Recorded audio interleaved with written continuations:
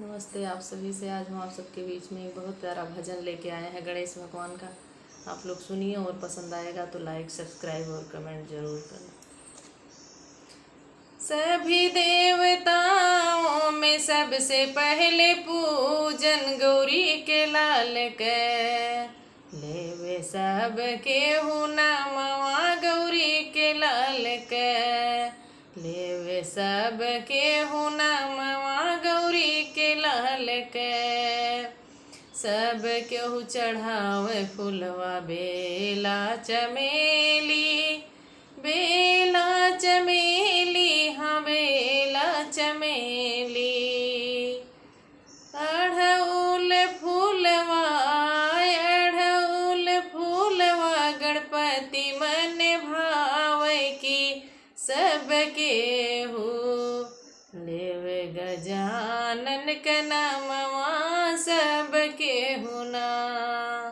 सभी देवताओं में सबसे पहले पूजन गौरी के लाल के लेवे सब केहू नमवा गौरी के लाल के सब केहू चढ़ावे पेड़ा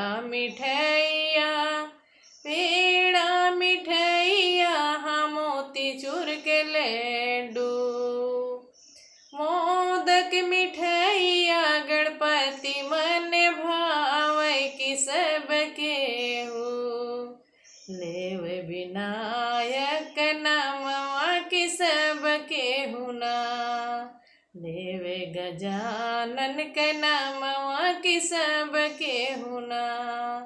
सभी देवताओं में सबसे पहले पूजन गौरी के लाल के लेवे सब केहू नमवा गौरी के लाल के सब केहू चढ़ावे ध्वजा पताका सब केहू चढ़ावे लाली चुनरिया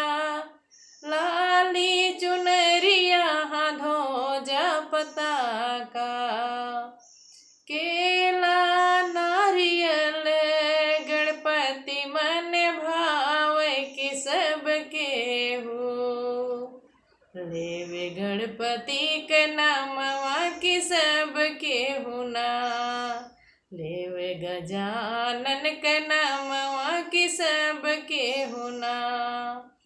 सभी देवताओं में सबसे पहले पूजन गौरी के लाल के लेवे सब केहू नमवा गौरी के लाल के लेवे सब केहू नमवा गौरी के लाल के।